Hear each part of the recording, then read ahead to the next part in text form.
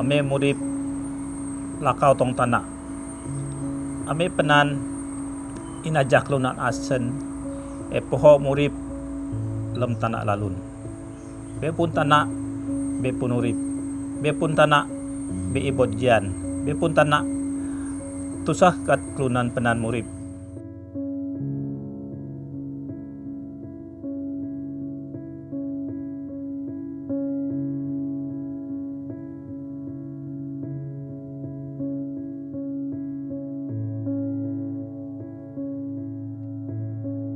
When we come to the Penan area in the Param, the maps we had were maps from the British. They were quite good in telling us the topography, but there were no names. It was empty maps. So the British cartographers, they had not the chance to go to the communities. And so very few rivers had names in these maps, like the Param, which is, by the way, called Bakusan by the Penan.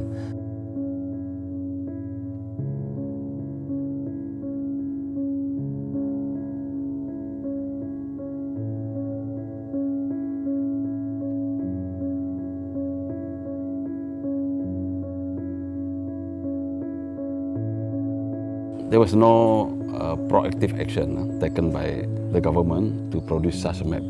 They published some maps, but there were perhaps some few villages, not all villages, but there were no river name, there were no mountain name, there were no land use, no shifting cultivation or paddy field.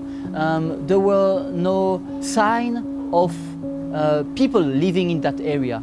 I think no one, even from the government, tried to really devote their time, their resources to go around, move around and meet the people. From the government part, it could be because of the resources, lack of resources, or maybe lack of political will. The perspective of the government for this area, it was an empty area for logging activity, for palm oil activity, open for concession and open for making big money. Inhun inahun kekatuluan jauh manu pukat ataupun apat kayu boh kelunan jin perintah jin irah nasak tanah bara mah gaben tanah ke pepoleng ke ahpun penyukat tong rata itu mun penan panengan deh irah bara itu tanah ame ha nojo pakai bo jawah tapi lem penyeruh deh irah jam sapat tanah kiwu adat poho tanah urip jin tepun de sahau nabuun hun perintah hun kelunan jin sausit ira bejam adat penan ira bejam datek penan hun penan bara itu tanah me ira bara be tanah penan di sini pun kekat kelunan penan hun petipun kekat kelunan jauh peseruh ina mano gaben tanah.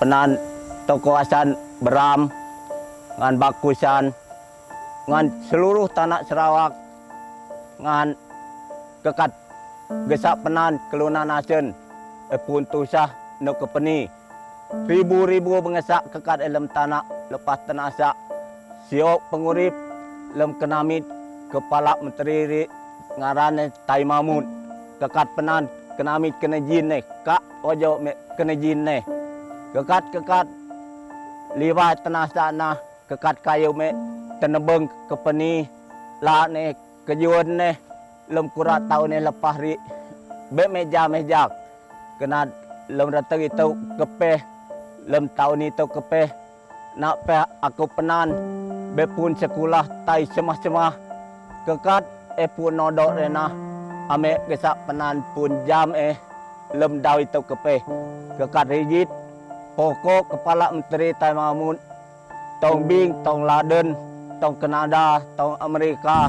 If you have a map with every river having a name, you see poison dart trees, you see blowpipe trees, you see that it's been used for hundreds of years. It makes a really big difference.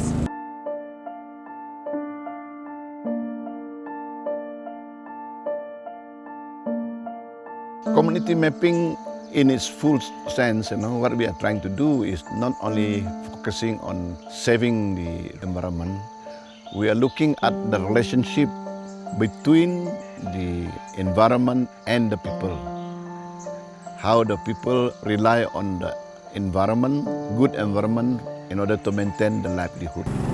The Penan started mapping their land back in the 1990s when they heard from indigenous peoples in Canada, from the natives, First Nations, that they had been very successful in claiming back their lands from the Canadian government with maps. We should do this in Borneo as well, and the Penans should start mapping their lands in order to show that they've been in the forest for a long while. To understand why these maps are important for the Penan community, it's because there is the Penan knowledge inside these maps. Ngaran ke Batudah, aku Penan di Long Lamai poho tolebo itu. Kerja mano gabentana. Aku ngaran ke Lubun Polo. Aku poho di Long Lamai, Penan Long Lamai, Penan poho tanah Long Lamai. Ngaran ke Rosmalai, aku bangsa Penan, tuai jin batik. Kerja mano gabentana, iainah uban me guna belah sepadan ngan lebo bila me doko reh be panu tong sepadan. Itu guna me lem tanah, lem gabentana me teu. For gathering the data on the map, the Penan, they worked for about 15 years. When they started, they relied on very, very easy techniques like sketch mapping and just the compass. Later on, they used GPS and then also satellite images. But in the end, they used the state-of-the-art mapping drone to present or to show where their settlements are and that they really existed, so they could no longer be neglected by the government. My job is basically to train people how to fly the mapping drone. So this is it. This is the mapping drone. It's a Swiss model and it's super lightweight, and it's very easy to repair, so when you crash it in the forest, it's no big deal. You can just glue it back together. It basically works like a normal camera. There's actually a normal camera in it. But all the pictures that it takes while flying are, they have GPS, they take a lot of ground data. When I came here for the first time, I stayed for 3 months to make sure that the team is perfectly trained and that we already covered a lot of the Penan villages. And then I just came back once in a while to like bring spare parts maybe of the drone and to do some additional trainings. Nobody expected the Penan, like the nomadic people who were kind of last in this whole development process, to use this fancy technology to stand up for their land rights.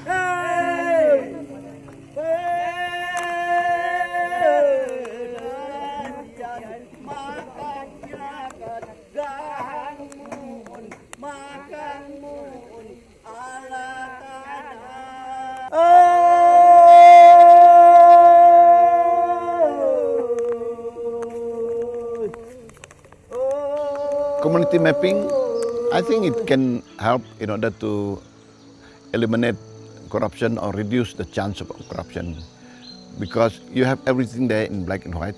It's so transparent, so you can see from the community mapping or the community map where the boundary of the different villages are and where the Pulau Galau is and all these other things, so that when the government gives out timber license, when it overlaps with this, we can straight away see from the map. The map from the government, they represent the government perspective, which means nobody is in this area. The Penan map, they represent the Penan perspective of their own area. You have, if you look at this map, straight away you will see that the Penan are living in this area. On each of these maps, it's not only topographical knowledge, there is a small history or a small myth specific for this area. Then below that, the drone images are very important because it's very easy to mark one point on a map. So in order to give credibility to this map, it was very important for the Penan to also be able to fly over their own village to gather the images of their village. And on each of the map, below here, headman within the area of the map, they put their thumbprint to validate the map.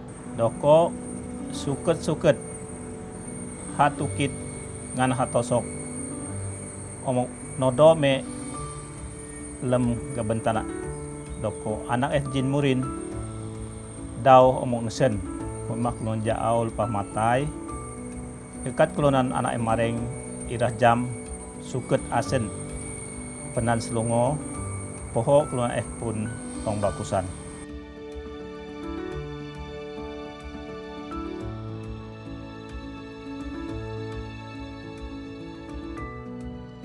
This mapping project and the 23 maps in these books, they symbolize the hope of the Penan. They symbolize the recognition of the right of the Penan, and they symbolize the empowerment of the Penan community.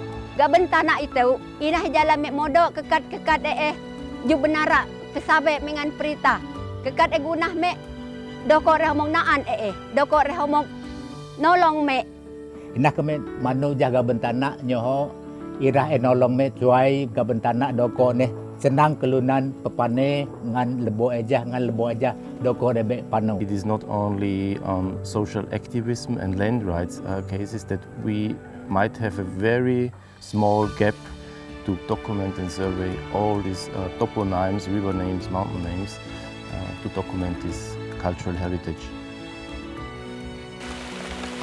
We are trying to help preserve the forest, and the Penan communities are the only communities in Sarawak who have consistently said we don't want logging, we want to protect our forest, we want the forest to remain intact. They were ignored by the government, and nevertheless they continued.